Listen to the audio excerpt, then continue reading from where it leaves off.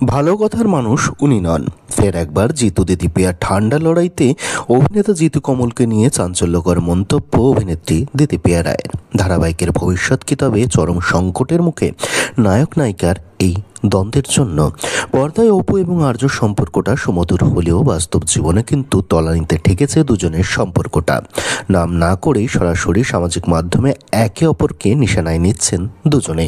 জিতুর বিরুদ্ধে কুরুচিকর মেসেজ পাঠাবার অভিযোগ এনেছিলেন দিদিপিয়া রায়, যার প্রত্যুত্তরে অভিনেত্রীকে নেহাতি বাচ্চা মানুষ বলে সম্বোধন করেছিলেন জিতু। অর্থাৎ চরম পর্যায়ে পৌঁছেছে দুজনের বাস্তব জীবনের সম্পর্কটা।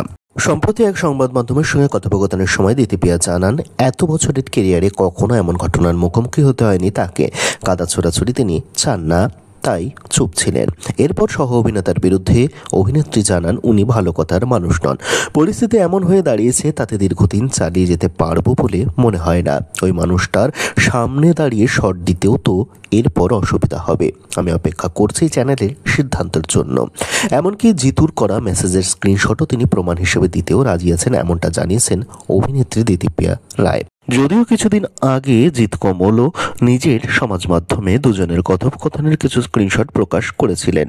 ওই সকল স্ক্রিনশট প্রকাশের পর জিতুর দাবি ছিল দিদিপিয়া কারো প্ররোচনায় এমন সব গুরুতর অভিযোগ আনছেন তার বিরুদ্ধে। তিনি জানান, এসবে বিন্দুমাত্র বিচলিত নন। তিনি দিদিপিয়াকে স্নেহ করেন এবং এসব বলেও যাবেন। জিতু আরও জানিয়েছেন, তার সঙ্গে চ্যানেল কর্তৃপক্ষের কথা হয়েছে, তারা জানিয়েছেন তারা তাকে বিশ্বাস করেন, তাই কারো জন্য কাজ তিনি ছাড়বেন না। তবে কি জিতু বা দিদিপিয়া কেউ একজন বাদ পড়তে চলেছেন চিরদিনই তুমি যে আমার থেকে? তবে কি কোনো রকম পরিবর্তন আসতে চলেছে খুব শীঘ্রই ধারাবাহিকে? নাকি পারস্পরিক দ্বন্দ্বকে নিয়েই কাজ চালিয়ে যাবেন জিতু এবং দিদিপিয়া একে অপরের সঙ্গে? এ বিষয়ে আপনাদের মতামত অবশ্যই জানাবেন কমেন্ট সেকশনে।